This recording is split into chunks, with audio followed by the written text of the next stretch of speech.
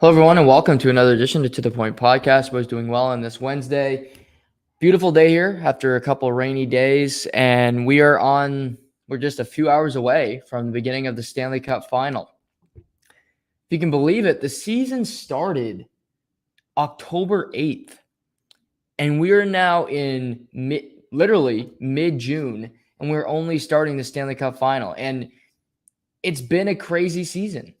COVID, injuries, shutdowns, empty buildings. We've gone through the gauntlet in pro sports. Literal empty buildings, and now we are full capacity. Literally testing every day, and we're through it. To think that and that's what makes life so fascinating, is that we such a short period of time, and yet it's so drastically different. And that's why I think we can look at this positively. We can enjoy games like we used to. We can go to different events. We can do all this different stuff.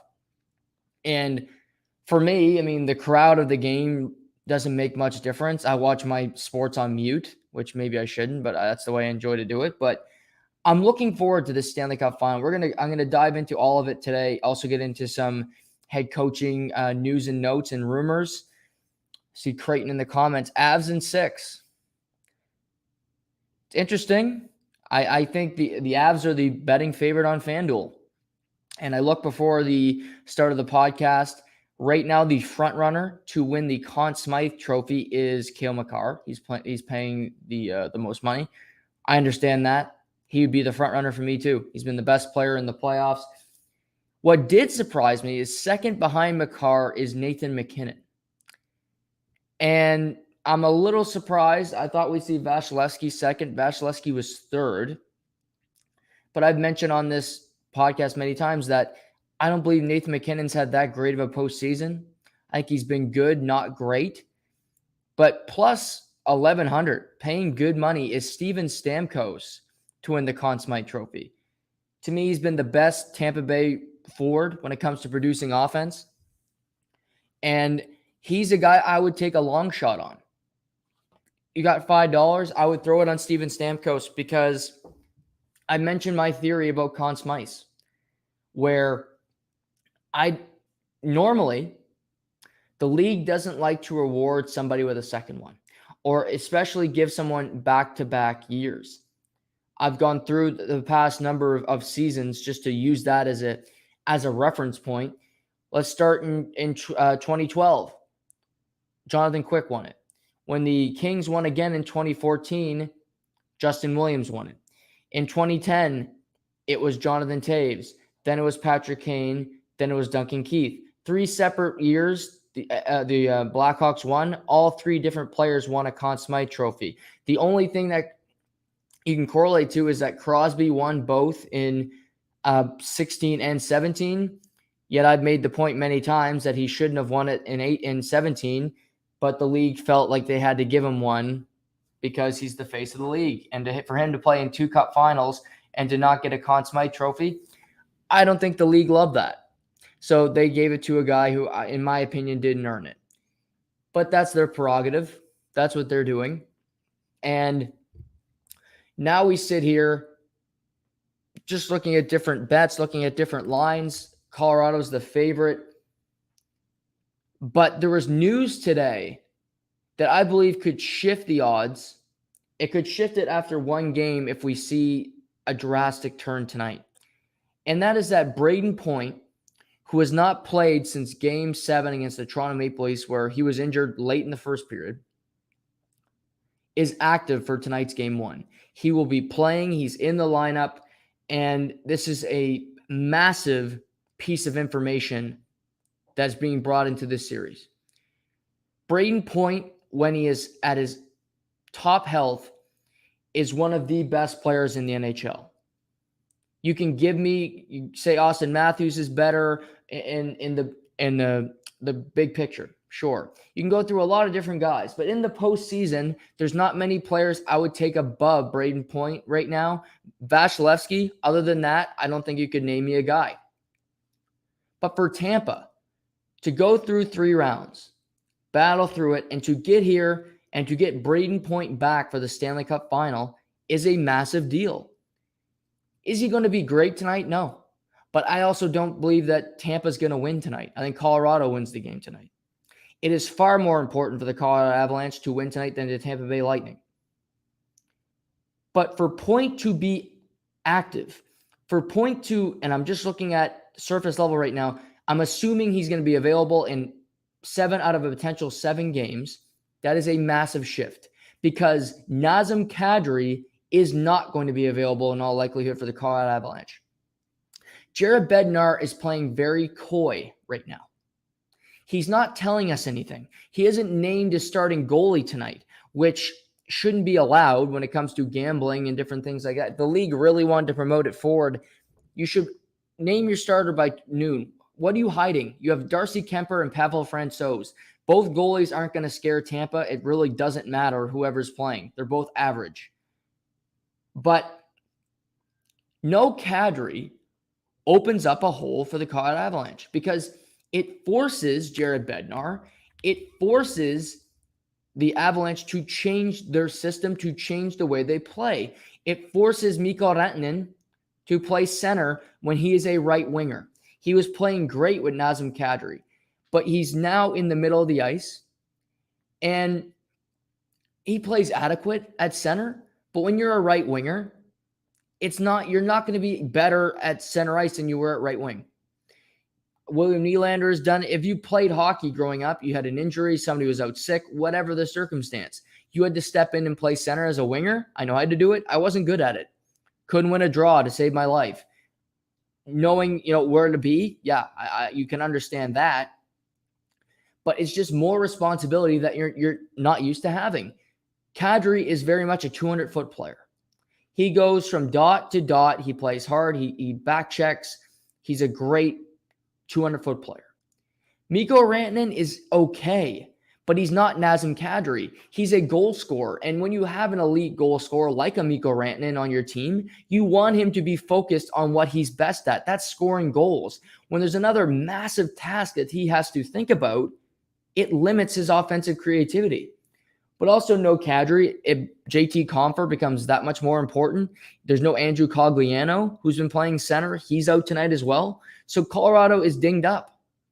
They're missing key guys out of this lineup that can make a difference.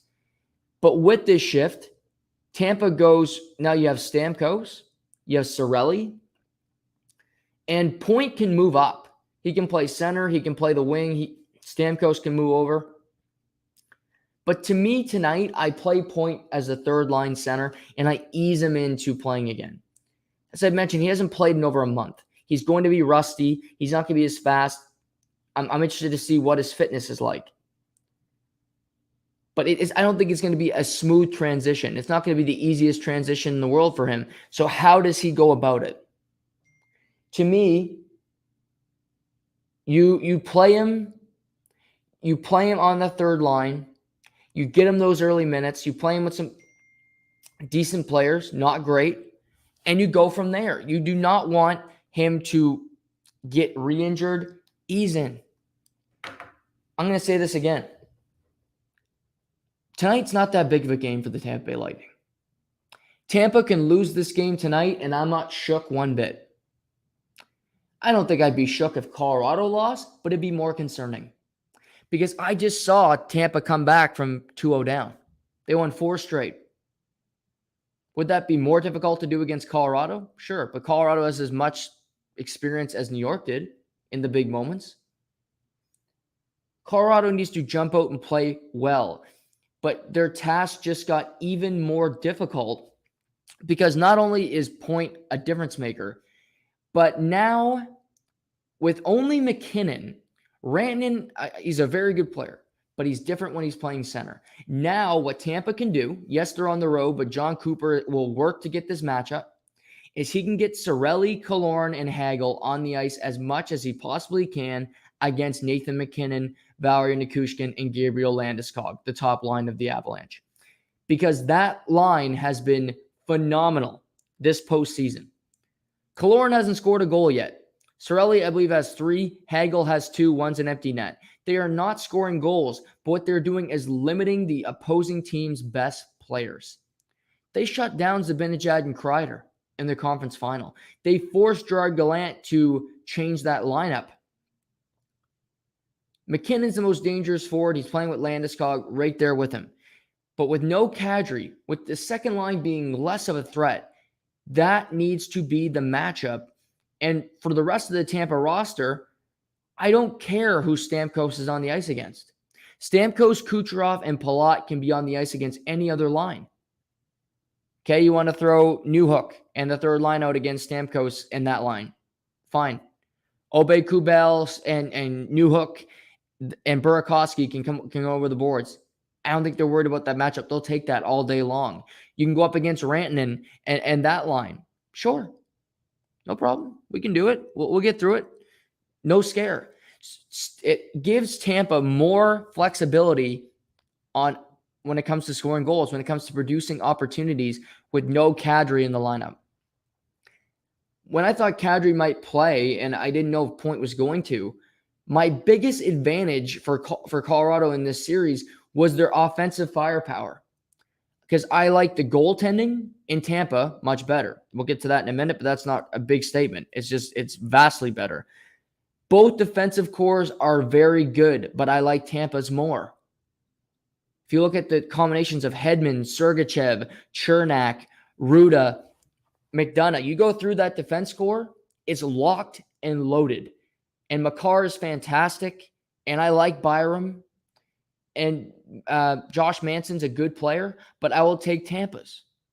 So goaltending, defense, check. When it comes to offensive firepower, if Brayden Point is at his peak and Nazem Kadri is not playing, even if Brayden Point can give you 50% of what he normally is, Tampa is leaning in the positive side when it comes to producing offense. Because Stamkos is playing at an elite level. I think he's playing the best hockey he's ever played. And this is a guy who had a 65-goal season. Kucherov is hit and miss, but he's still pretty damn good. Palat is playing a guy who was a 7th-round pick who's now so instrumental in this team winning. I can go through this lineup. The shutdown line has been fantastic.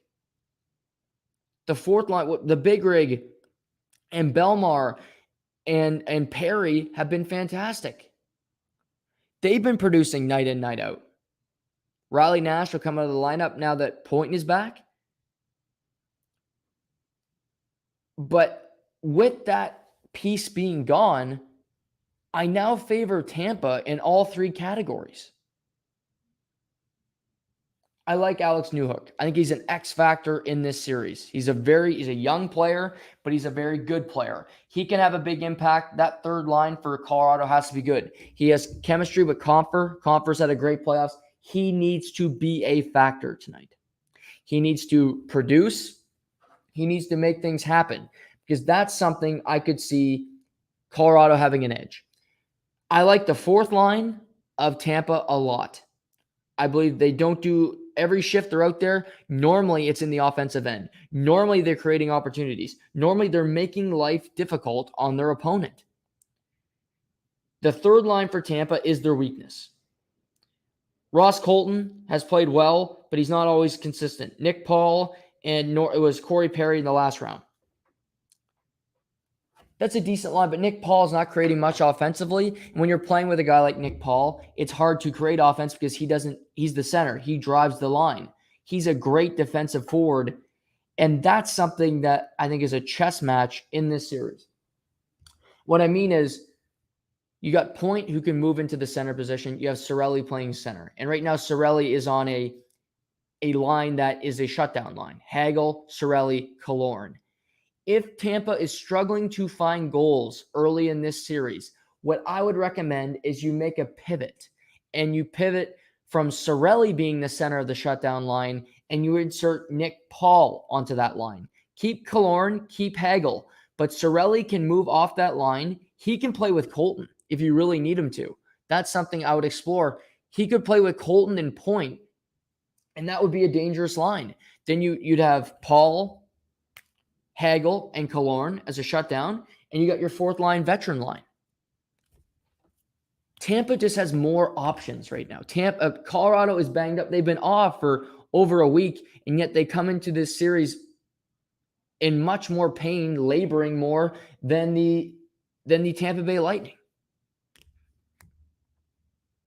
Not to mention the goaltending position in Tampa, it can't be any better because they have the best goaltender in the world. They have one of the most clutch goaltenders in the history of the Stanley Cup playoffs. You look at his numbers in closeout games and elimination games, he's off the charts good. He's got an over 958 save percentage.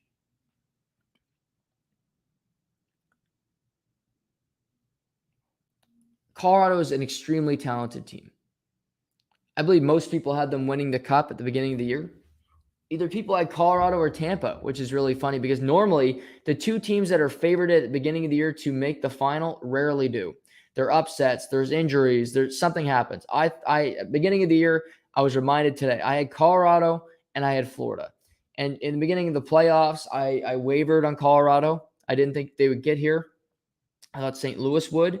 But I remember at the beginning of the season, I had Colorado and Florida. Obviously, I got 50% of that right, and Florida flamed out. But this is really a special series because, and this is hyperbolic in a sense, on one side. One side of the coin, you have Colorado, who have been building for this for a very long time. They drafted first overall with McKinnon. They had a season where they had 44 points. Patrick Waugh quit on this core. Landeskog's been here a long time. You draft Rantanen. You get Cale Makar. You get Byram in the Duchesne trade from the Ottawa Senators. And it's just been a fantastic turn of events for the Colorado Avalanche. They built for this. They went through the struggles, and they're finally here. And they have McKinnon for another year on a good dollar amount. Makar is only getting better. Rantanen is under contract.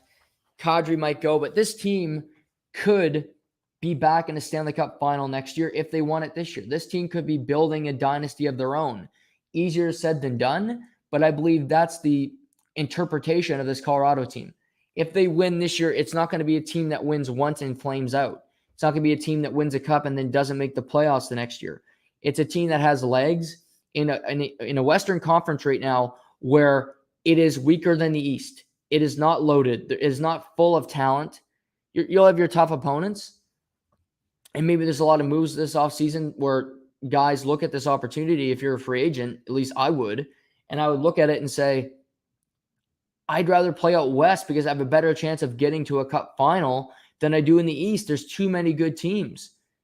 But that's another story for another day. But Colorado, regardless, if they win this year, they will be a heavy favorite to get back to the Stanley Cup Final in 2023. No doubt about it. And whether that's a correct or incorrect statement, I believe it's true. So, and then there's Tampa. So Colorado wanting to build a dynasty, wanting to build what Tampa has. And Tampa, there's no hype, there's no questioning this. It's not hyperbolic. It isn't, well, that's a bit of a stretch. Tampa is in the dynasty business. Tampa is playing for the third straight Stanley Cup. And I said this last week, and I'll reiterate it right now. To me, if they win this series, they will go down as the greatest hockey team to ever play. And I'm sure some older people will push back on me and say that's recency bias. And the teams in the 80s were better, or the Montreal Canadiens of the 70s. Okay. I wasn't alive for that. I'll openly say that. But what I do know is history. And I do know that the free agency wasn't like it was today. There was no salary cap. So guys weren't leaving teams. You stayed together. Tampa's had to offload pieces. They've had to make moves. And teams have built around them to beat Tampa, and yet they haven't been able to. If this core of Kucherov, Point, Hedman, Vasilevsky can win their third straight Stanley Cup, it's truly incredible. They will be in the record books, and it will cement careers. Victor Hedman will walk into the Hall of Fame. Steven Stamkos will walk into the Hall of Fame. Nikita Kucherov, in my mind, will walk into the Hall of Fame. Andrei Vasilevsky will only be 28 next year. He's already got a bust in the Hall of Fame. Brayden Point is rising to that level. All of their best guys have a long way to go in their career. But it looks like they're going to be in the Hockey Hall of Fame because of what they did in a 3-year stretch. They haven't done it yet, but it's incredible what this team has been able to do. A team from Tampa, Florida, where nobody thinks of Tampa when it comes to hockey. They've done it quietly. They've done it the right way. They've made great draft picks. And they just find a way to win. Every year, they just find a way to get here and eventually win it. And that's their toughest opponent in a Stanley Cup Final. They got by Dallas in the bubble. They got by Montreal last year. And now you got to start on the road and you got to beat the Colorado Avalanche, who were the second best team in the NHL during the regular season. A team that is full of elite talent, and you could argue the two Dallas teams were not. The Dallas and Montreal teams were not. So this is the biggest test you've had in a final. The best team out of the Western Conference that you've faced so far on this run. But it's truly an opportunity for both sides to start something. For Colorado, win the first one. Get over that hump first and finally raise the cup. Nathan MacKinnon was drafted first overall, and he's talked about winning nothing in his career. After the statement last year, to come back this year, fight through it, and win a Stanley Cup would be a pretty great story. And another Maritime guy raising the cup. For Tampa, it cements you as immortal. It cements you as an all-time great team and players. Not to mention you have depth pieces like Patrick Maroon who are going for 4 cups in 4 years. 1 in St. Louis and then 3 straight in Tampa. That doesn't happen all the time. I have a hard time believing that this Tampa model, that this Tampa circumstance will ever be repeated. Because it's not just, well, they got great players. Yeah. But it's also drafting the right guys in later rounds. It's also getting superstars, signing them to great contracts, and then finding diamonds in the rough like Yanni Gourds for 2 seasons, who was an undrafted free agent, like finding a Brayden Point in the 3rd round, like finding Andre Palat in the 7th round. There's just always finds from this team. They always found ways to add to their roster, to find value. It's hard to say, well, a GM's going to be as good at their job and what the program's doing at that organization than what Tampa has been over the last 3 years. Kadri not being available hurts Colorado a lot. I've just talked about that a lot in the first 23 minutes of the show. And I think it could be the anchor that pulls them down.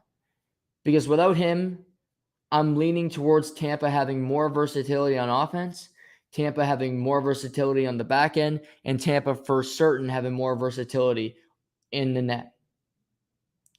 Meaning that the Tampa Bay Lightning, if they have an advantage in all 3 phases of the game, if they don't take stupid penalties, because Colorado's got an elite power play, if they can stay out of the box, which they may take penalties tonight, but normally they figure it out by the end of a series.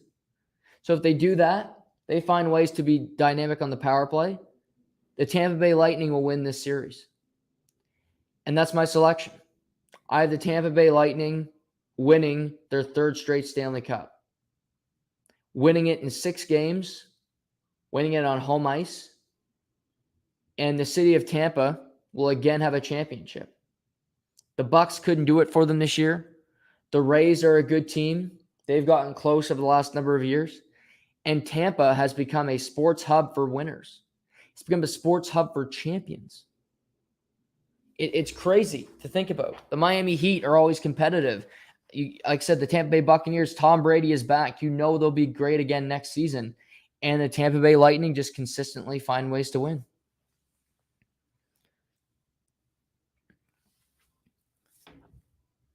I'm looking forward to what Darcy Kemper has to bring to the table in this series. He's a good goalie. He's not a great one. But he has an opportunity to win a big Stanley Cup here. Matt Murray wasn't a superstar goaltender. He won a few cups in Pittsburgh. Brayden Point was a good goaltender, not a great one, you could argue. And I give Kemper a fighting chance because he is a decent goaltender, and he's also playing in front of an elite team. Colorado is the elite of the elite. They have elite talent, and they seem to always bring it and put it together. But this Cup final, I believe, should be a special one. Every year, there's something to be excited about in a Cup final. Tampa, Montreal, you get a Canadian team, so there's instant buzz. Tampa, Dallas had none because Tampa and Dallas. I think if you're just a hockey fan, you enjoy it. But I think if you're a person that watches games based off sex appeal, if you will, when it comes to teams, Tampa and Dallas is not going to do it for you. St. Louis and Boston. St. Louis was a good team. They had good players, great run. Boston might bring people in, so that was okay. Washington and Vegas. Vegas was in their first year. You go through the years, and what is so great is that this series does not feature a Canadian team. This series does not feature a team that's that talked about. Tampa and Colorado are two of the great teams, but the oxygen gets sucked up in the room from the likes of, Toronto, Edmonton, New York. These teams that have big markets, that have a lot of media people, can swallow up the small people like Tampa, like Colorado. But what makes this more special is that this Cup final has a basis, has appeal because of the on-ice product and because of just the overall thought of these two teams. Colorado and Tampa may not have been, I can't wait to watch these teams early in the season because you'd have to go out of your way to find them. But you remember at the end of the year, well, these two teams are two of the pretty damn good teams. And one team had an easier path to get to the Stanley Cup final.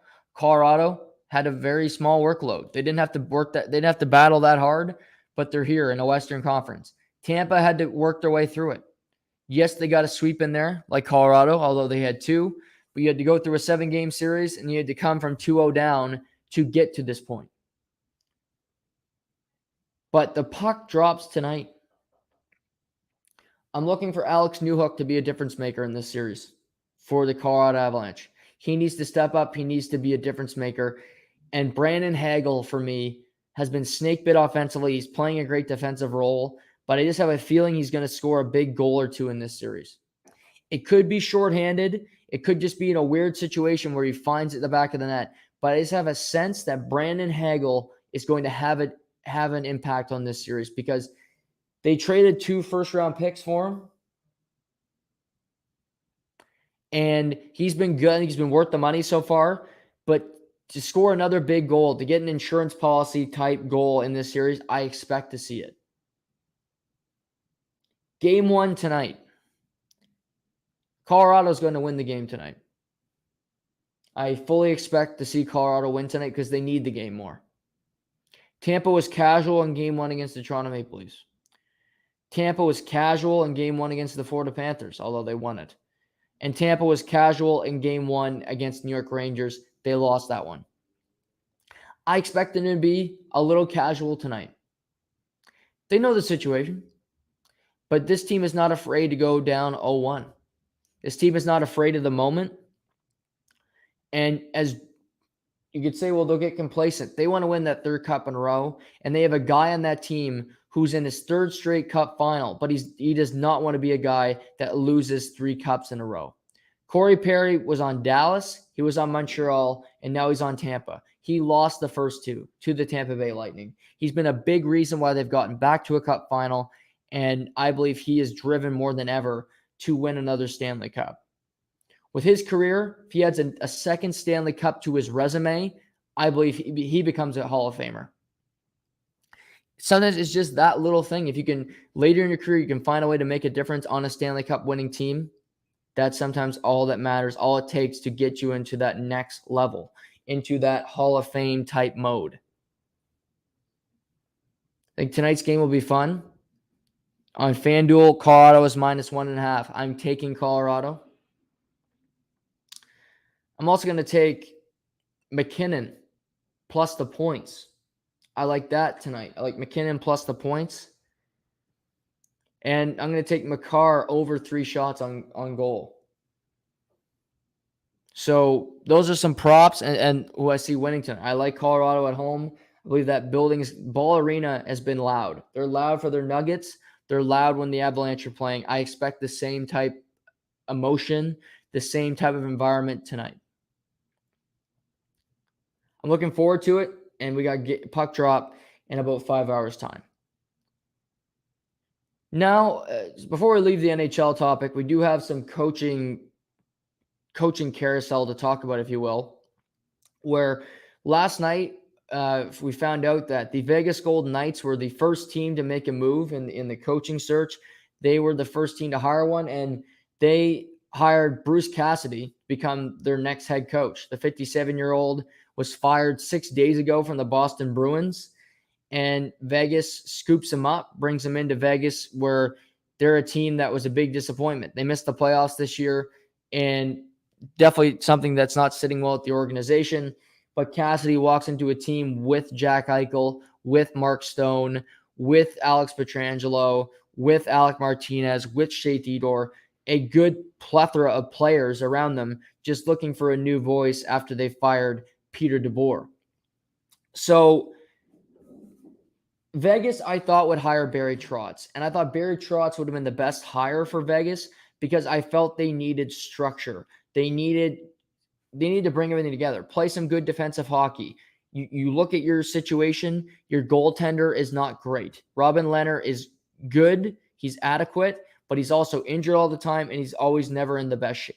So I felt if you could get a Barry Trotz, his defensive system would really help the Vegas Golden Knights and prove to be a worthwhile investment, because with the team you have, there's no reason in the Western Conference you should be missing the postseason. There's no excuse for it. There's no reason. There's nothing that somebody could tell me that would make sense as to why the Vegas Golden Knights missed the playoffs this season. Sure, there's injuries. Every team has injuries. I don't want to hear that excuse. But in my mind, why Vegas went this way is because Barry Trotz is taking his time. I believe Barry Trotz will choose a team or choose to sit out the season coaching-wise before the draft, or at least before free agency, where he'll want to say in players, he'll want to say in where this organization's going fundamentally. But to me, Vegas didn't want to wait. And also, it's Barry Trotz picking between a number of teams, and who's to say he was going to pick Vegas? Because Vegas has an ownership group led by Bill Foley who've been really erratic. They fired Gerard Gallant already. They fired Peter DeBoer. They've only been around since 2018. They let go of older veteran players like a Paul Stastny. You go through this raw and Marc-Andre Fleury. So there's no real, I feel getting hired by Vegas, you're not confident. You don't feel secure. There's always a fire under your ass to be competitive because you know this group is not accepting failure. This year was the first time since the start of the organization that they missed the playoffs, and they'll be driven more than ever to make a huge impact next year. And in my mind, not only make the playoffs, but to win the Pacific Division. So Cassidy was the second best choice. If Trotz is not coming, you can bring in Bruce Cassidy. He's a guy that has different ways of coaching. At times he pissed off his superstars, where he broke up the perfection line. Although, if you're Pasternak did not like that he couldn't play with his buddy David Krejci. They're both from the Czech Republic. But Cassidy's not afraid to get in the face of his superstars. He's not afraid to call people out. I think he's a blunt, honest coach. And I appreciate that about him because he lays out what his expectations are. And if you don't meet them, your ass is going to be on the bench or in the press box, because he was healthy scratching Jake DeBrusk left and right because Jake DeBrusk wasn't giving him the motivation, wasn't giving him the effort that he felt was necessary. And just because a player is making a certain amount of money doesn't mean he shouldn't be in the press box. And Cassidy deserves credit for being a first-time head coach and doing that to the high-profile guys in Boston. So, like I said, if you're going to take a job, like you're looking around, there's Dallas is opening because Rick Bowness left. Dallas is actually a really intriguing job to me. It's one I look into. There's some contracts there that you'd want moved out for sure, but it's not a bad one. Detroit, if Cassidy went to Detroit, Detroit's not going to be competitive next season. They don't have a very good chance of making the playoffs. I do a futures bet right now. They don't. So there's Chicago is a gong show. I don't know what they're doing there. I wouldn't want to take that job. So again, Edmonton is vacant currently because Jay Woodcroft and Edmonton are negotiating a contract. It's not done. So technically they could make a change in head coach, but I expect Jay Woodcroft to be the head coach. There's Boston. Obviously he was just fired there, but so that's not happening. And Winnipeg's intriguing, but Seamus and I talked about it yesterday. Where is that team going? By going to Vegas, you know what the expectations are. You know what the trajectory of where this team should be. Sure, taking the Detroit job, if that was offered to you, might be more secure. You have years to figure it out. You got players to figure out if they're going to be on the team when you're good. You can go through that process.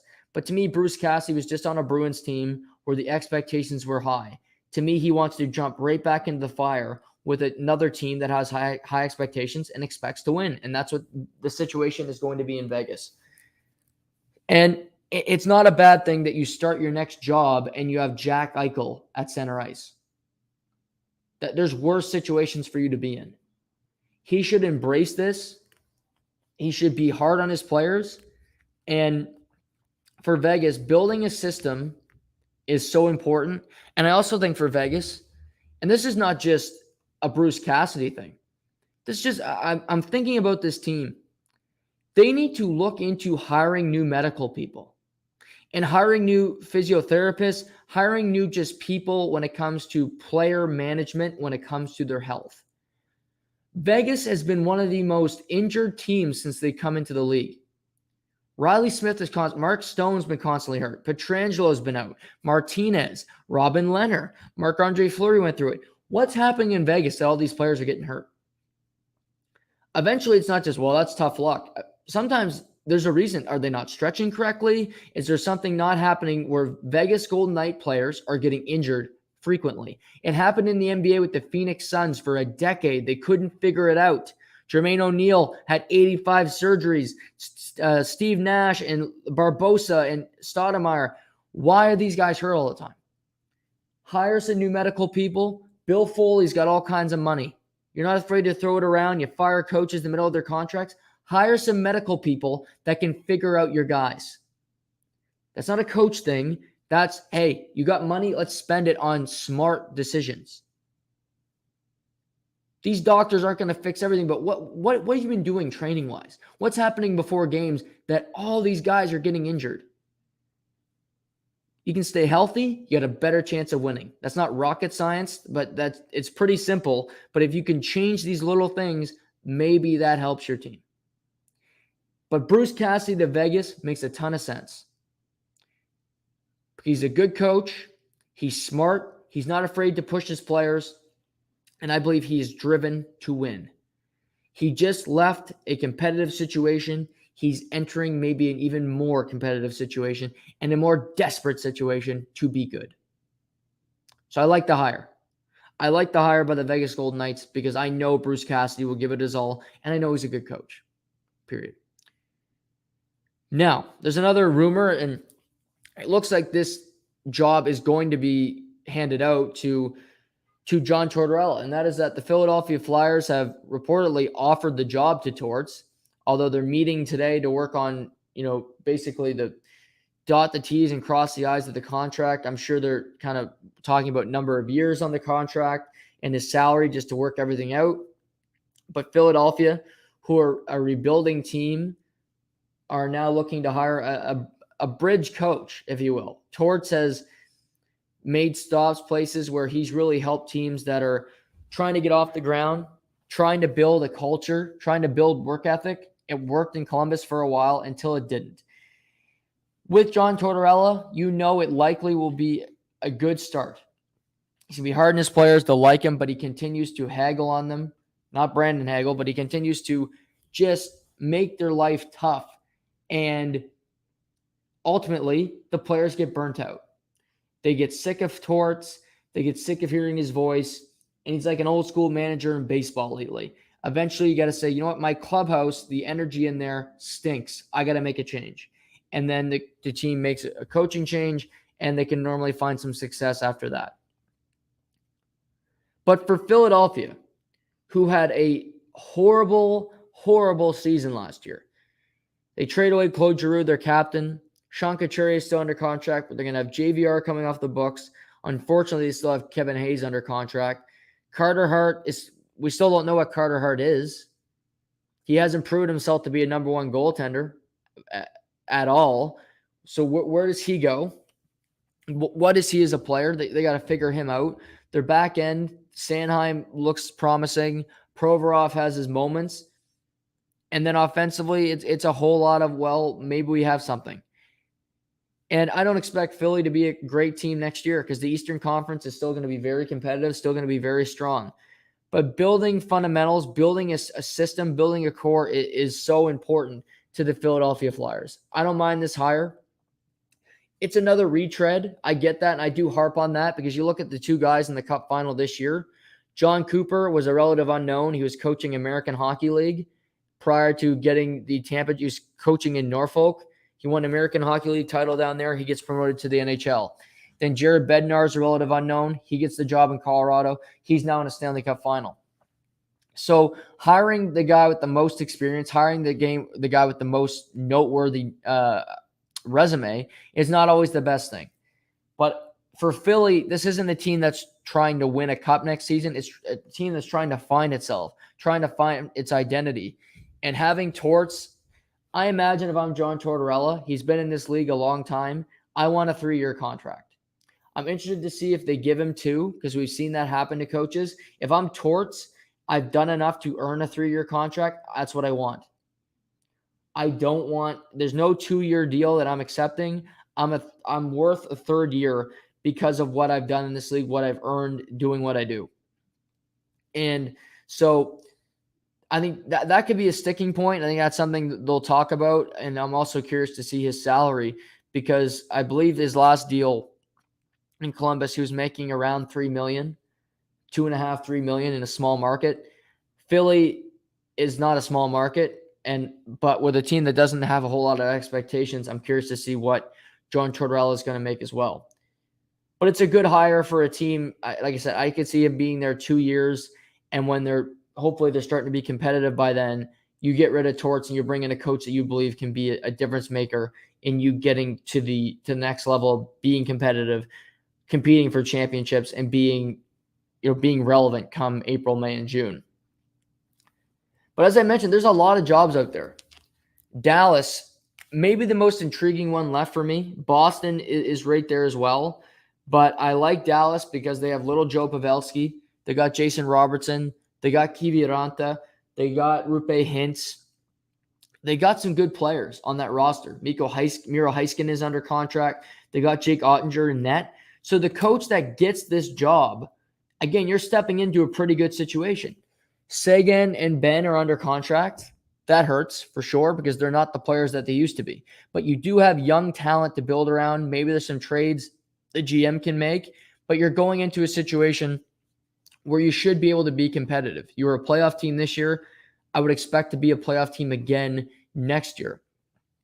And looking at this job, Dallas has never been Mr. Big Name hire. They're never, okay, let's go get, Coach X. Maybe Trotz will want the Dallas job. It's not a bad job. To me, it's the best one remaining because Boston, I'm still unsure of where they go. Winnipeg, I'm still very unsure. Chicago, I don't want that job at all, especially if I'm an experienced coach and have options. But I think Joel Quenneville, it was reported he got offered a job by a team, and he's obviously kind of under scrutiny because of what happened in Chicago, and he got let go by Florida. There's Vigneault and Claude Julien. I wouldn't give a job to either of those two guys. I think both those guys have had their opportunities in this league. They're very much retreads. I think that's a lazy way to go. Jim Montgomery is a coach for me. He used to be the head coach in Dallas. he was let go because of a drinking situation. He had to go into AA, and he had some other problems with just his temper and violence. But he's on the straight and narrow. I don't think he'll get the job in Dallas, but could he get the job in Chicago? As an assistant coach that doesn't have a whole lot of clout, maybe that's the way Chicago goes with the hire. He's a guy I think he could be in Chicago. I mentioned Chris Knobloch as a guy I would look into. He's an AHL coach. He's very unknown. I get that. But again, eventually you have to hire guys that aren't known, that aren't household names. And I could see a number of these teams doing that. Boston, it's been said they'll take Jay Leach, their assistant coach, off their bench. Okay. He's on Cassidy's staff. If he was on Cassidy's staff and he's on the team losing, I don't see how that is a big step forward for your team. I don't view it that way for sure. But there's a lot of coaches out there. There is a lot of coaches, and there's a lot of spots to fill. But for all these teams, find your guy. Does Andrew Brunette stay in Florida? They're another team that technically doesn't have a coach right now. He was an interim coach. So did they bring him back? Trotz is going somewhere of these teams. Dallas honestly makes the most sense, but I find it hard to believe that he'll go to Dallas, although he did coach in Nashville for over a decade. So it's not as if he's a big market guy. Paul Maurice, I haven't heard a peep about Paul Maurice, so it doesn't sound like he's going to coach this year. There's Rick Tocchet. Rick Tocchet, I think, is a really good coach, and Winnipeg might be the perfect location for him. Maybe nobody will hire him other than Philly. He played there. He's a tough-nosed coach. I think in Winnipeg, Rick Tocchet could be the guy. He could be the right hire. He deserves another chance. He was in Arizona. It's very tough to win there, obviously. Arizona State now. But a lot of vacancies, still a lot of dominoes to fall. But Cassidy gets hired. Then we hear about an hour later that Torts has been offered the job in Philly. They're still working out the details. So we still have a lot to go, but I see, so Tortorella to meet with Flyers. I just read a piece here that comes up my phone to meet with Flyers about head coaching position. So there's still time before free agency. There's still time, but if I'm a coach, I want to be the head coach. I want to be named. I want to be in that war room come the draft. I want to be there for the draft because, especially if I'm a younger coach, that I think I could be there a while. If I'm Rick Tocchet, say whoever gets the Winnipeg job, they got picks in the first round. Are you going to trade Mark Scheifele before the draft? If you're going to move on for him, you might as well. That might be a smart decision because guess what? Rick Tocchet, what kind of situation are you walking into? What's the best situation for me? How are we going to approach this? So that's very important that your head coach has some input and at least knows the situation that the team is going. So I expect these jobs, these positions to be filled by the time the draft hits. It's the Stanley Cup Final now. I don't think the league wants a lot of head coaching jobs taking during the Stanley Cup Final. And the reason I say that is because you don't want the Stanley Cup Final to be overshadowed by head coaching hires. Now, there is a game tonight. There's no game till Saturday, so you have a few days between games. So maybe something happens in between there. Torts is meeting with Philly tomorrow.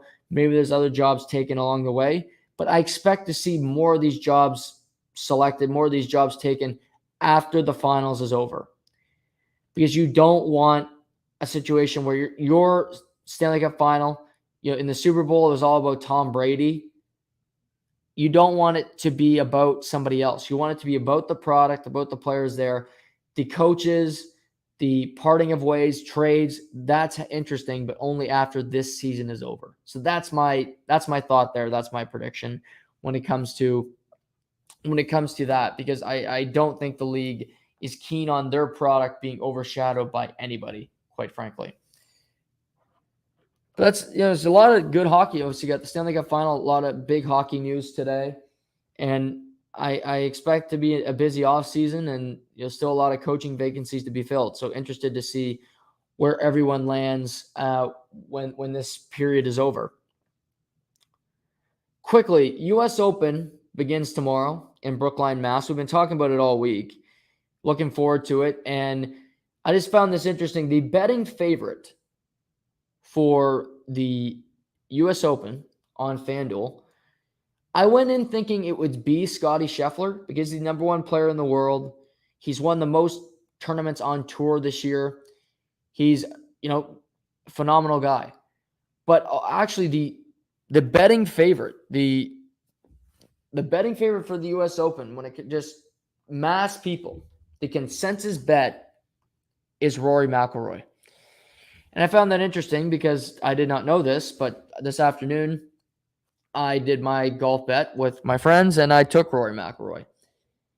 And that would make sense to me because I usually never pick a guy who won the week before.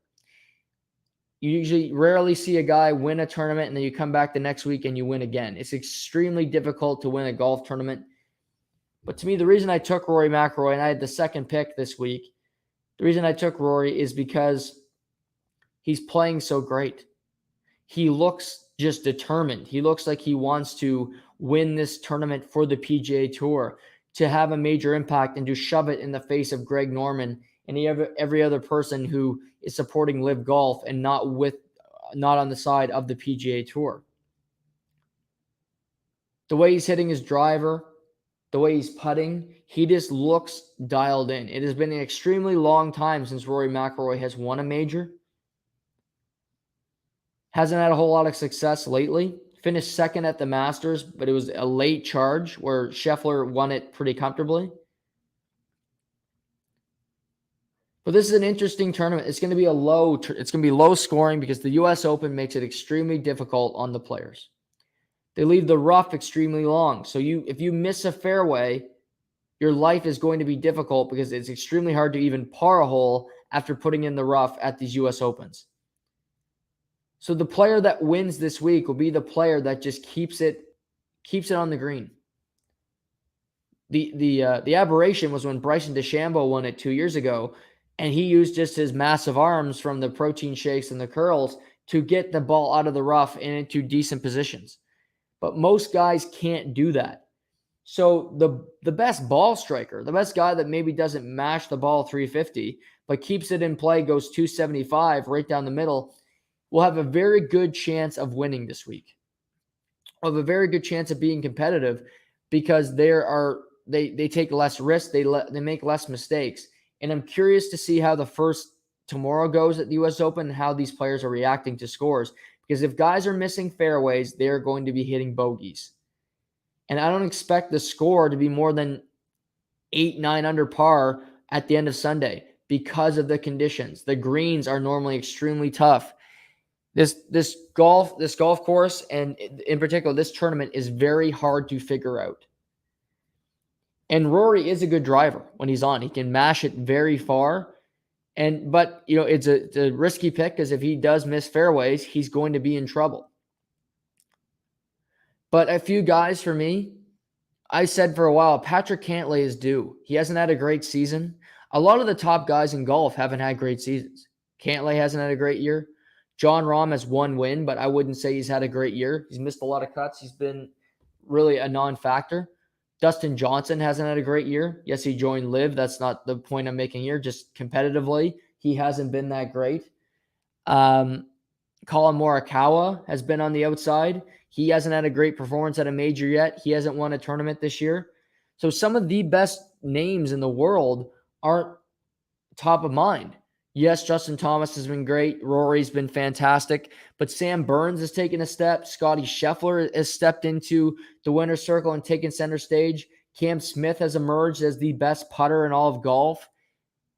So it's kind of this, it's not a new era because Jon Rahm is extremely young, and so is Colin Morikawa. And Patrick Cantlay isn't old either, but they've been more well-known for a long time. And I'm curious to see these guys that are great golfers but have had bad seasons, if they can put together a great week. if they can find it for a little bit. Morikawa is not a big driver. He's won the British and he's won the PGA. He'd be his first U.S. Open. He's another guy. You keep it on the fairway, you have a chance of winning because his iron play is better than anybody in the world when he's on. I'm very much looking forward to this. We'll talk about this tomorrow. We'll break down game 1 of the Stanley Cup Final tomorrow, of course, but also the U.S. Open the whole week because of the interest with the LIV Tour and the PGA and how guys are shooting. And I haven't seen the groups yet. That's something I wanted to talk about is who's grouped together. Because I mentioned if you're the U.S. Open, what is the smart thing to do? Putting LIV guys with people that are just openly putting down the LIV Tour, putting Rory McIlroy and Dustin Johnson together, putting Rory McIlroy and Phil together. That normally doesn't happen. And I don't understand why. I get it's random and all this, but you can do something to make it interesting. You don't got to play Phil with Harold Varner III and whomever, Kevin Na. You could make it a group that you say, well, this could get interesting. Maybe it gets a little chippy. Maybe these guys aren't that friendly on the course. Because there's egos in every sport. Phil's got a big one. And I don't think Phil is that happy that Rory McIlroy is basically saying, hey, I'm a better person than you because I stayed on the PGA Tour. I'm better than you because I didn't take the small man's route. Phil, people that have power, people that have an influence, that have been at the top of the sport for a long time, guess what? They don't want to hear that. They don't like to hear that because they're used to being the moral compass. They're used to being who everybody goes to for an opinion, who everybody goes to say, how would you handle the situation knowing that you were just there? You weren't in the uncomfortable position. You were just there at that time. Well, now you have guys like Phil, you have guys like Dustin Johnson who are basically being told, you took the wrong way. You didn't do the right thing, and we're going to call you out on it. And in my experience, if anybody that's had some wealth, that's had a great life, that's never been through some adversity, and they get called on it, they don't like it because they're not used to being in the line of fire. They're not used to having people just go against them. They're used to popularity. They're used to all this stuff. And my phone's having a hard time loading right now. And I kind of forgot to look at groups before the show.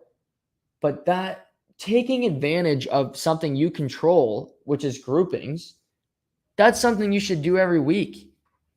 Thomas, Finau, and McIlroy is great because that wasn't manufactured. That happened because they were the 3 best players. I understand that. But also, if you can get a group that has some animosity, that has great players, of course, but has a little friction, and you can control that and you can maneuver that, do it. Because that's what people want to watch. People want to see some guys that aren't exactly friendly with one another, that aren't exactly the best of buddies. And that's another thing where I think golf has a ton of intrigue right now. It will only improve it if you know that you have these groups with something like that. If you know, hey, Thursday morning, we got Phil, Rory, and Patrick Cantlay. Okay, Cantlay's pretty boring, but you got 2 guys in there that got big personalities that normally have a lot to say. I'm tuning in, and you know they're playing Friday afternoon. Early round for Thursday, later round Friday. I'm tuned in. Friday afternoon, I'm watching. I'm sitting there. I want to see what happens. If you go, well, yeah, Phil, we got Phil with Ernie Els and John Daly. Okay. Yeah, they're all vets. Okay, you got Phil with Schauffele, who says nothing ever. Okay, that's interesting. Phil with Schauffele and Charles Schwartzel. I don't care. Yes, I'm going to watch golf, but if you're the average fan, you're like, who's Phil playing with? Or if he's playing with an amateur or something, it's just not that. So here we go. We see here that Rory McIlroy, he's playing with U.S. Open, kickoff is U.S. Open alongside Hideki Matsuyama and Xander Schauffele. That's an interesting group, 7:40 a.m. There's some good players there. A few more favorites part of the morning wave, including Colin Morikawa, John Rahm, Billy Horschel, Cantlay, Will Zalatoris. Yep. Dustin Johnson's playing with Webb Simpson and Matt Fitzpatrick. Okay. And Mickelson, a 6-time runner-up in the U.S. Open, will play with fellow major champions Louis Oosthuizen and Shane Lowry. Louis Oosthuizen's on the Live Tour, so great. And then Shane Lowry is just, I like Big Shane, but that's not, again, you're missing out. And these are all the groups. Morikawa is playing with John Rahm and James Piot, who's an amateur. Good move there. Spieth's playing with Adam Scott, Max Homa. I like that group a lot. Horschel, Cantlay, Berger.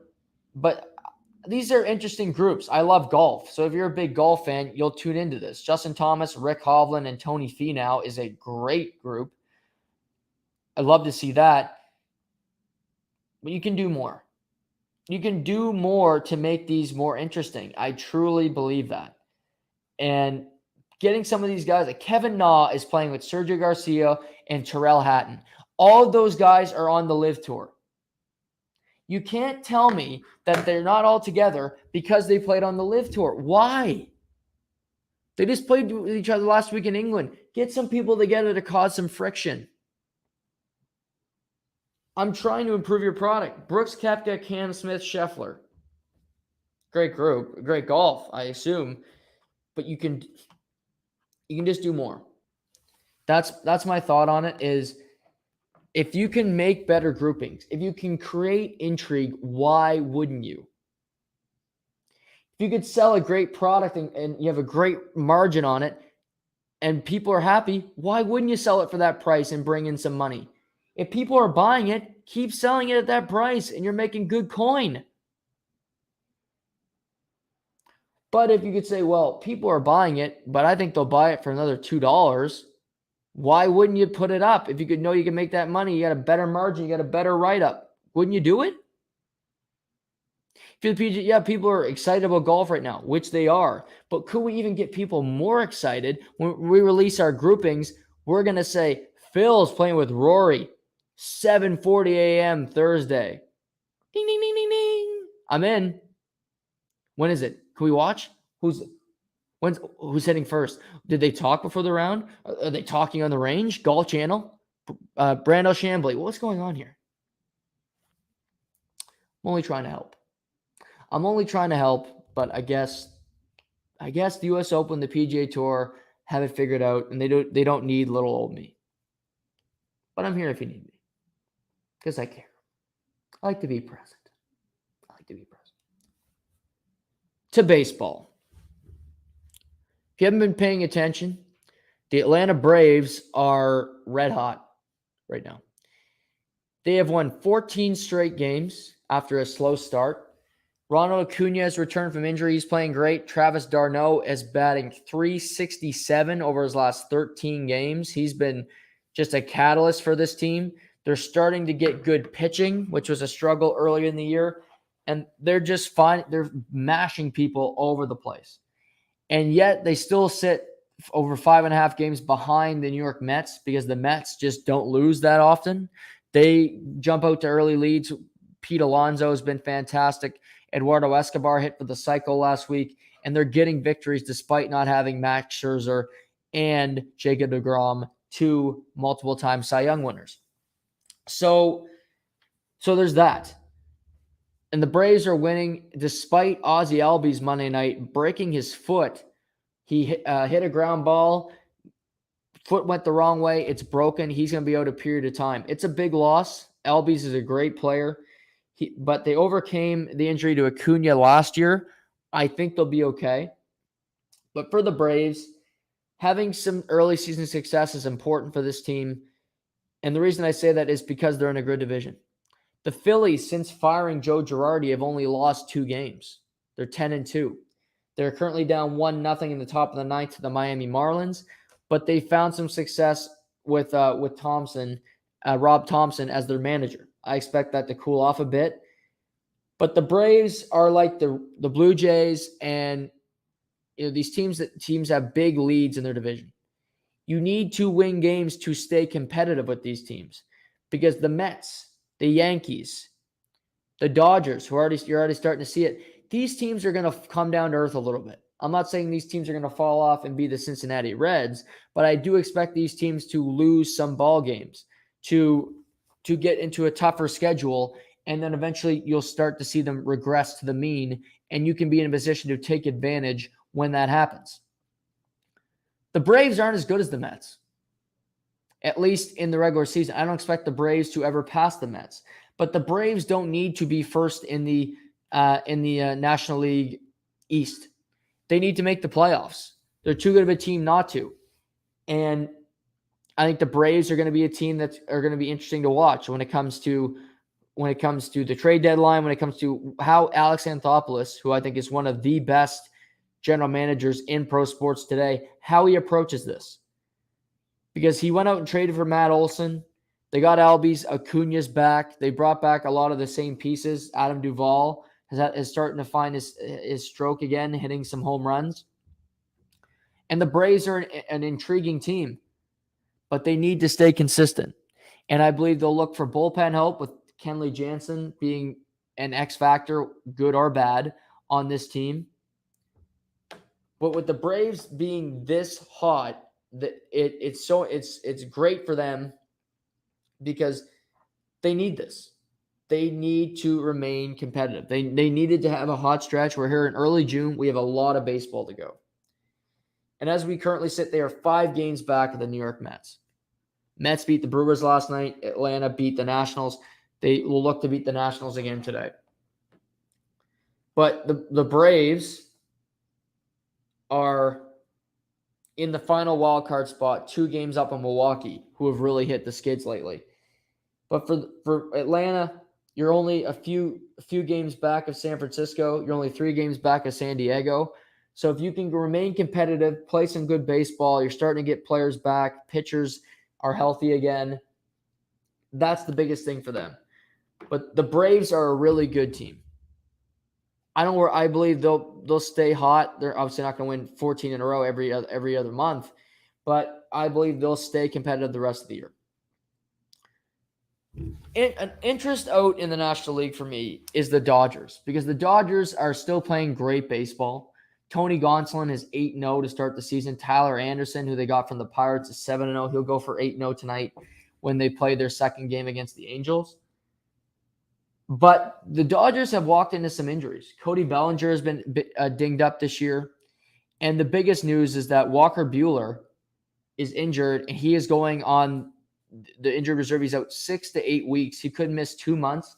He wasn't having his best season, but to me, he's also their best pitcher. They haven't had great run support and starts from Julio Urias, who led all baseball in wins last year. He's 3-6 on the season. Bellinger's gone cold. Justin Turner's not having a great season after he decided to return to the Dodgers. And they still have a great record. They're still playing good baseball. But despite, you think, well, the Dodgers, they're on top of the world. They're the best team in baseball. They're running away with things. That's not the case so far this year. They play good ball. They're a very good team. But as you start to look at it, you're like, well, Kershaw's been dinged up. He hasn't played a whole lot this year. Buehler's out. David Price is in the bullpen. And through all of the injuries to guys like Mike Clevenger, to Blake Snell struggling, to Fernando Tatis Jr. III not playing a game this year, the San Diego Padres are very much on the heels of the Los Angeles Dodgers. And to make it even more illuminating, they are tied for top spot in the National League West. San Francisco is only 3 games back of the Dodgers as we currently sit. This division is going to be extremely competitive, and the Padres continue to win games despite not having their best player, despite their pitching staff being just okay. Joe Musgrove has been fantastic, but like I mentioned, Blake Snell has not been good, and their other rotation pieces haven't been stellar. But with the Dodgers running into injury problems and the Padres playing good baseball, San Francisco's caught fire. They're playing very good baseball lately. They've gotten good production out of Brandon Crawford. The top of their lineup is dangerous. Jock Peterson's been a good addition to that team, and their starting pitching core is starting to figure it out. They're starting to win games. I didn't think they'd have a great season next year. They're currently 9 games above 500, so they're not stellar team, but they are starting to find. They swept the Dodgers last weekend in San Francisco. So they are on the precipice of having some real success here. So the interest now is for the Dodgers, how do they do now? Walker Buehler's out. He's an experienced pitcher. He's been through all these situations. Clayton Kershaw is a veteran. He's a multiple-time Cy Young winner. He's been through these situations, but he's injured all the time. So now you're looking. You got Julio Urias, who's a great pitcher, but I mentioned he hasn't had a lot of run support. He's 3-6. He had over 20 wins last season, and he's a younger pitcher as well. So a younger guy. Tony Gonsolin's been fantastic. 8-0, been stellar. But if you're asking him to be an ace all the time, I question that because he is a guy that has never been an ace, never been asked to be the best pitcher of a staff. The same with Tyler Anderson. These guys are pitching freely most of the time because they know it's behind them. And yes, they're pitching extremely well, but I also expect these guys with 150 ERAs to fall back to what they usually are, to fall back to mediocrity. Kevin Gausman was fantastic in San Francisco last year for the first half. The second half of the season, he had a close to a 4 ERA. So he resorted back to the mean when it comes to he fell back into what he usually was, which was a middle of the rotation pitcher. That seems to have continued this year with the Blue Jays. But if the Padres can keep winning, they're going through their injury situation before the season. They knew they weren't going to have Clevenger.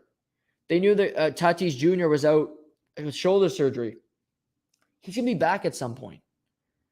He's my favorite player in baseball. I think he's the most entertaining player in baseball. To get a guy like that back onto your lineup is a game changer. Where Hosmer, despite a big contract, has had a really good season. Yu Darvish has started to turn it around. This Padres team is playing with confidence. And that's something that you got to be excited about. The Giants have looked confident themselves. They look like they're starting to put it together. So it's interesting. Oddly enough, the Yankees before the season I had more concerns about. But they've had great Nestor Cortez has been fantastic this year, and Jamison Tylon, even Jordan Montgomery, and I love Garrett Cole. I mean, it's hard not to love Garrett Cole. Although oddly enough, he's been their worst starting pitcher this year. Because he just has been getting roughed up. He had a good start last night against the Rays, but I look at the Yankees staff and I'm like, I feel pretty good about that staff. I have less concerns about Tampa and Blue Jays on their heels than I do for the Dodgers with the Padres and with the Giants. Maybe I'll be wrong about that, but Aaron Judge is playing like an MVP. There's nobody on the Dodgers currently that's playing like a true most valuable player. They've had good, Muncy's had a good season, and Trey Turner is always very good. But there's no Aaron Judge on the Dodgers this year. Mookie Betts hasn't had the impact that Aaron Judge has had on the Yankees. So we're in mid-June. There's still a lot of baseball to go. We have about a month until the All-Star break. But these type injuries can have long-term effects. It didn't on the Mets. The Mets so far have survived with Chris Bassett and David Peterson and Taijuan Walker. They survive with those starting pitchers without having Scherzer and DeGrom available. Maybe that catches up with them. It could. Next time they play the Braves, maybe we see something happen. To me, it very much will happen in Los Angeles at some point because you're going to be playing these teams, and a team with great bats like San Diego, like San Francisco, can take advantage of your inexperienced pitching and what you have to bring to the table. So I'm interested to see where that goes. I touched on this briefly yesterday about the Toronto Blue Jays with it was reported that Hyunjin Ryu is going to have elbow surgery. He's done for the season. It might be Tommy John. And in the event it is Tommy John surgery, I truly believe he's played his last game as a member of the Toronto Blue Jays. He is under contract for next season, but I don't think they're in dire need to bring him back. They signed him to a 4-year deal. You had to throw that extra extra year in there to bring him here, and it hasn't been a good contract for the Blue Jays. His first year in Toronto, he was a Cy Young candidate. Since then, he's been about a 5-inning pitcher, and you expected more from him. He's a guy that was great with the Dodgers, playing behind Kershaw, a great number 2. And now for the Blue Jays, you look around and you feel great because you have Alek Manoah, who's your ace right now. He might not be come the end of the season, but so far this year he has been. Gausman's been good. He's starting to get hit more, but he needs to settle in. But Gausman is a good pitcher. You also have Barrios, who is pitching tonight against the Orioles. They look to bounce back after a loss. He has had a tough start to the season, but he is a good pitcher. I expect him to get back into form and have a solid second half of the season. Kikuchi hasn't been great. He had another tough start last night against the Orioles where he's giving up home runs. He has a tough time getting out of innings, throwing a lot of pitches in innings, and he doesn't go deep into the games. In a perfect world, he's a relief pitcher come playoff time.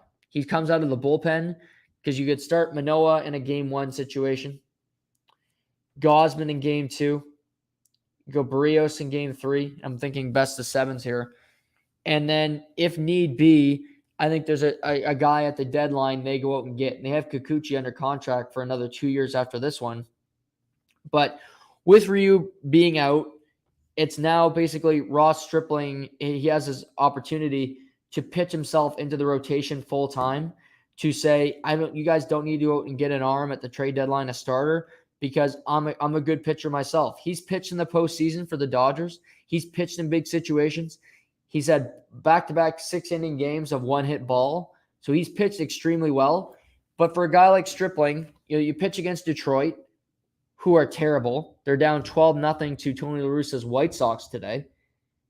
And I think he pitched against Detroit, and then prior to that, it might have been the Twins, but it was another porous team for sure.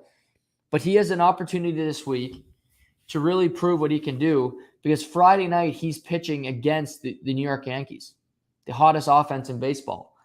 So I don't expect him to get a one-hit game, but if he can have a good first impression of being a full-time starter and give you 5-6 innings, 1 to 2 earned runs, you'll take that every day of the week.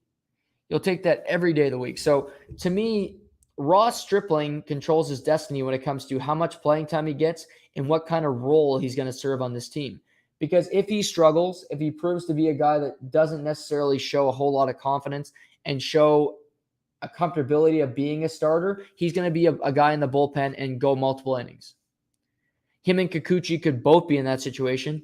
And then the Blue Jays have to scour and look for a starting pitcher to bring in at the trade deadline, likely a rental. So that's where I think Ross Stripling controls his destiny and where he ultimately sits on this team, because it's a whole lot easier to say we got Stripling, he can be our number 4. We don't have to trade for that position. We can focus on the bullpen, which I think they'll need to at some point because they don't have a great bullpen. They just don't. Trevor Richards hasn't been pitching well. Julian Merriweather could be very well having Tommy John surgery himself. Those 2 guys haven't been great. Garcia's been very good. I like Simber, and Romano's great. So you have your 7, 8, 9, in my opinion. But what you do, because guys aren't pitching deep in postseasons. So if your starting pitchers don't give you length, who are you going to throw in those middle innings? That's the question right now. And also, those relievers can't pitch every day. So there have to be guys that fill in. Richards had to pitch last night. He didn't have a great outing. He's got a 5.47 ERA. He hasn't had a great season coming over from Tampa Bay last year. So if you have a starting pitcher that is pitching well and you trust him in these situations and you say, you know what, we trust in Ross Stripling. We don't have to make a move for a starting pitcher. We can focus on our bullpen. We can use our assets towards that. That's a much better situation for management. Management is hoping for that because then you keep some assets and also you can use your assets to get a great bullpen arm that can give you multiple innings if they're available. Also, I think for the Blue Jays, how are the Twins playing down the stretch? They're an interesting team to watch for me. Minnesota Twins. Do they want to move Sonny Gray? He'd be a big piece to add. I think he's a really good pitcher. He's pitching tonight or pitching this afternoon against the Seattle Mariners. But do you look to move Sonny Gray? He was in Cincinnati. They traded him to Minnesota. He could be a great arm to add to your rotation. Wouldn't be cheap, but he'd be worth the investment if you ask me. So sometimes it's up to the team as well. Who's available on these great teams? Like Cincinnati is a bad team, but they don't have a great starting pitcher to offer you. There's not that guy you're like, well, I can't wait to get him. Pittsburgh, okay?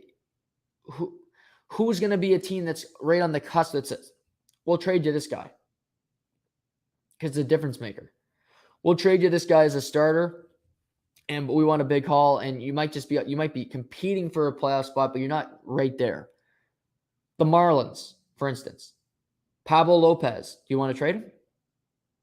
We'll take him. Great young pitcher, but do you want to add to your prospect pool? What do they decide to do there? So it's all about how teams play down the stretch to where we get. Like the Marlins are still kind of in a wild card race. They're definitely not selling yet. They're playing the Phillies today, beating them. The White Sox are going to sweep the Tigers, so they've won 3 in a row. That's a big deal for them. They need to continue, and Chicago should be winning. They should be right where the Blue Jays are. They're a great team. They should be a World Series favorite out of the American League. In my mind, they've been the most disappointing team in baseball by a country mile. Maybe the team fires up and plays extremely well and Tony la Russa keeps his job, but they're going to have to start playing well now.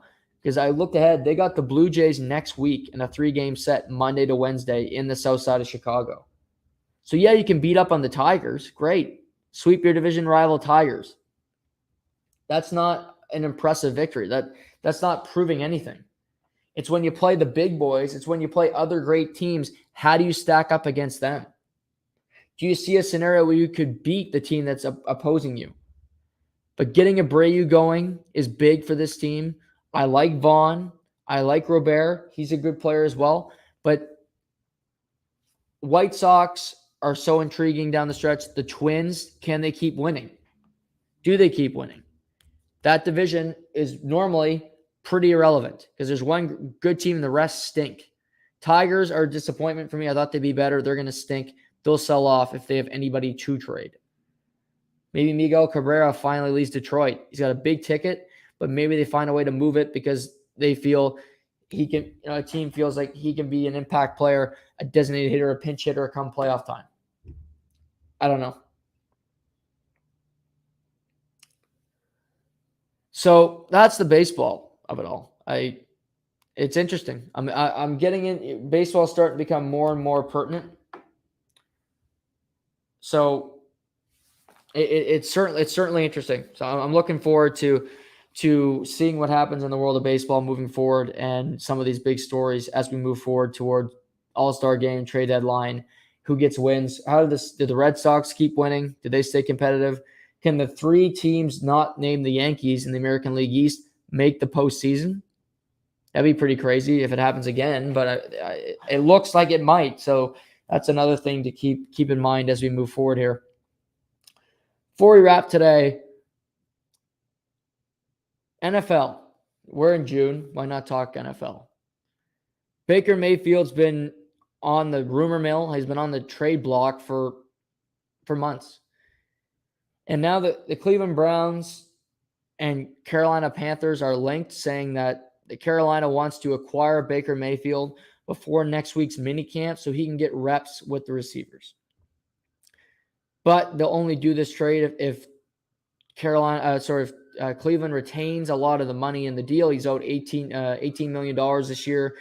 If they pay a large chunk of that, then they'd be interested in taking Mayfield from the Browns. For Carolina, this is an interesting position because they have Sam Darnold under contract, who's going to be making guaranteed money this year, $18 million. They also drafted Matt Corral in the 3rd round, so they have him there, and P.J. Walker. So they have a loaded quarterback room as we currently sit. I feel like they're a desperate team. They feel they need to be competitive. They know they're going to be better than the Atlanta Falcons, but me and 5 buddies will be better than the Atlanta Falcons this year. That team is going to be the worst team in football. If they're not the worst team in football, I don't want to see what the other team looks like. But now I don't understand this from Cleveland. Unless there is no way that Baker Mayfield would play for the Cleveland Browns again. But if I'm Baker Mayfield, I'd rather play for the Cleveland Browns with their skill group than play for the Carolina Panthers. Unless he is unwilling to play for Cleveland again after all he's been through, and I sort of get it, I would keep Baker Mayfield. Because I don't believe Deshaun Watson is going to be available come week 1. I don't believe Deshaun Watson is going to be available come week 8. I don't believe Deshaun Watson is going to be available come week 17. Deshaun Watson is going to be suspended for the entire season by the National Football League. If you haven't been following his case, he now has 26 women filing civil suits against him. And there's over the last 16 months, there's 67 women that have come out and said that he has hired them to get a massage. And majority of these women say after the fact, he is looking for a quote unquote happy ending, which if you weren't, it's pretty easy to understand. But Deshaun Watson's lawyer said this in an interview piece that actually that's not illegal. Actually, this is illegal. It's against the law. It's called prostitution. So now Deshaun Watson's got all this against him. I don't feel sorry for him at all. He did this to himself. The Houston Texans did this. They enabled this. He had women signing non-disclosure agreements, which is a massive red flag. I don't know how you can't just find a masseuse you like. 67 different women. It's a pattern of bad behavior. The NFL has they have to suspend him. And to me, Cleveland is a team that is ready to compete. You got Nick Chubb. You got Kareem Hunt. You got Donovan Peoples-Jones. You got a good team. You traded for Amari Cooper with the Dallas Cowboys. Baker Mayfield is better than Jacoby Brissett. Baker Mayfield is better than Joshua Dobbs.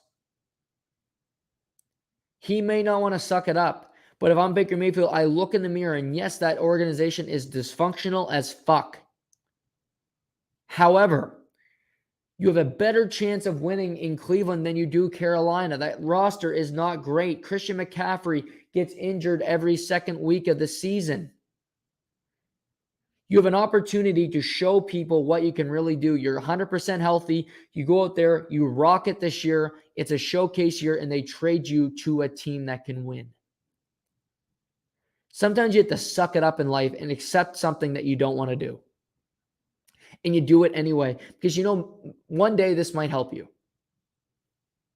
Hard work, whether it's at the gym, whether it's anything. You say, this sucks in the moment, but I think long-term, it might help me.